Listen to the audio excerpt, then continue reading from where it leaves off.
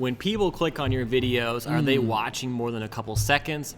Are they getting into the meat of the video, and is Facebook or YouTube or whatever platform recording that people are actually getting views on your video? If not, then you need to look into what is an effective structure for hooking people and getting people into the meat of your video, and what keeps people on the line throughout the whole content of your video. So today we're going to talk about what we use and what will work for you as you develop video content for your brand. So that is coming up. Woo. Welcome to the Bite Size Marketing Hack Podcast, where you get the confidence to hack your marketing 5 minutes at a time. Hey, we're back. My name's Rashawn. And I'm Mark.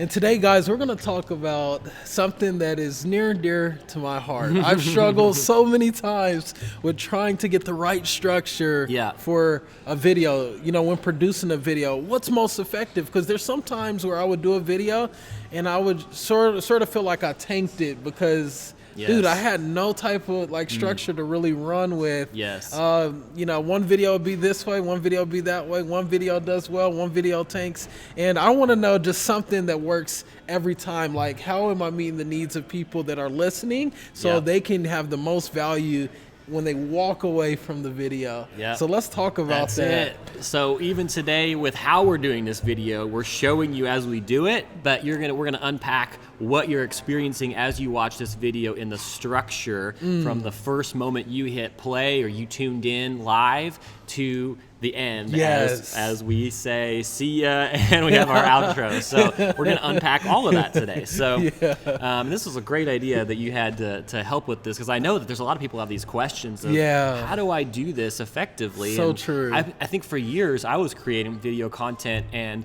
watching is like, man, I got some great stuff here. Why is nobody tuning in? Or if I did something live, it's like nobody wants to hang out with me and listen to my stuff. But so what have you learned doing some live content before we jump into this? For sure, like at the beginning, bro, I would wait 20 minutes when I would get onto a video. I would wait forever. Not really 20 minutes, but 2 minutes just waiting for people to get on.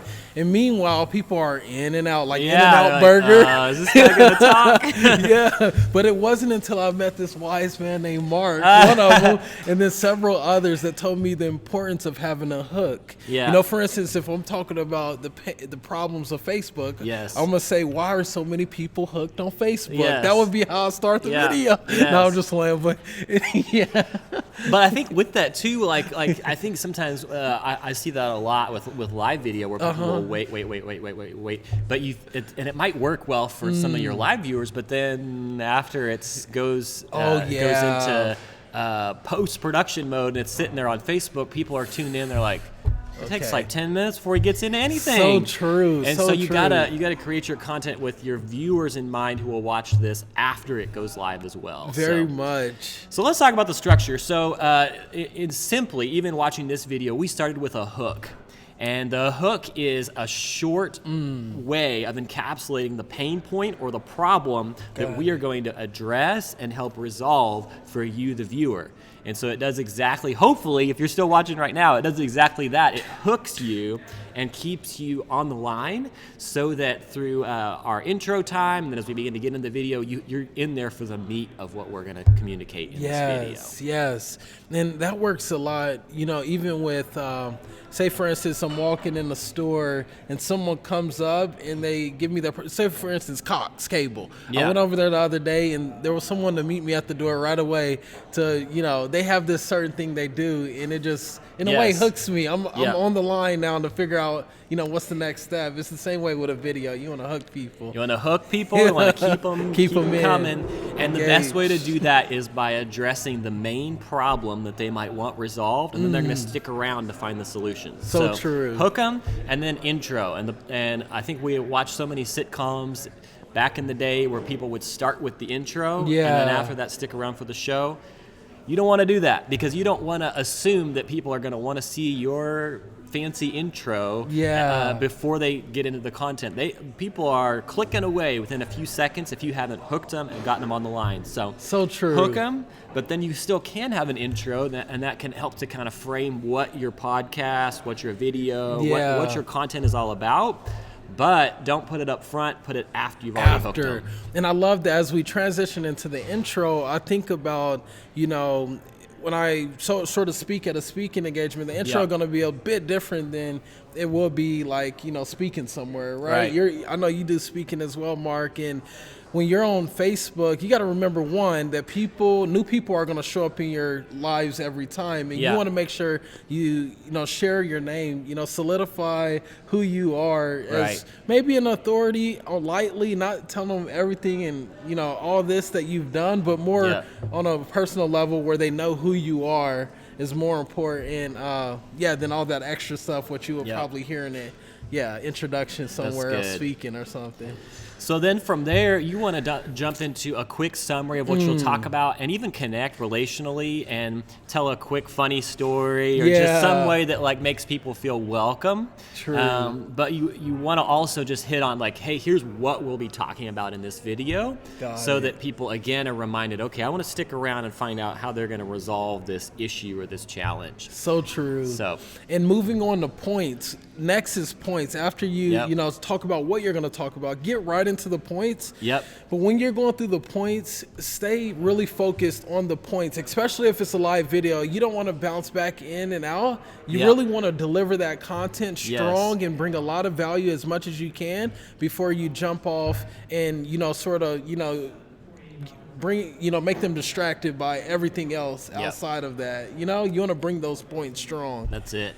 And then from there, that kind of brings us to the next step, which is a call to action. So content without a call to action is just a bunch of information. And information that doesn't lead us to action doesn't actually change our business, doesn't change us, it doesn't change our lives. So we want to, and people want to be called into action. They are waiting for somebody to come along and say, do this, take action in this way. And so part of your role in creating that content is to be that cheerleader and that motivator that says, hey, let's just get started, just do this, or buy this now, or whatever that action is that you're calling people into. Love that, Mark. And I love how the call to action, it doesn't end there. You don't just end asking for their hand, but you end by sharing your heart with the outro. Share a quick snippet of story to end off. Be like, hey, I'm ending right here. So they know that this journey is about to end. But leave them with something where it'd be like that they can remember throughout the rest of the day. Maybe it's a practical principle to walk out the rest of the day, or, just encouragement to get started. Something like that. As you can always hear me and Mark say, you all go get started. Like stuff like, that's encouraging, and that's a good way to end. And I think it's important too, like as we talk about that outro, that end, that you've got to ask people for what you want. You can't assume that they know. So true. And so if you're wanting people to rate, review, subscribe your content, you got to ask for it. You can't just assume that people are going to know that that's what they should do for your podcast or for your content. Or that they should go out and start this stuff, or feel excited about the thing you're excited about. You've got to call them into that and leave them in that with that note of taking action. Love that, Mark. This was helpful for me. I'm gonna go back and listen again. That's good. Okay. Well, so we would love for you all to rate, review, and subscribe our content. We're gonna call you into action in that way, and just begin to try this with your videos. Leave us a comment. Send us a message. We'd love to talk with you more. If there's any way we can help you with the structure of your videos. So awesome. Thank you guys for joining. I think that's it today. We'll see you next time. Thanks for joining us. Be sure to rate, review, and subscribe. And visit us at bitesizemarketinghacks.com for more resources and episodes that will help you hack your marketing 5 minutes at a time.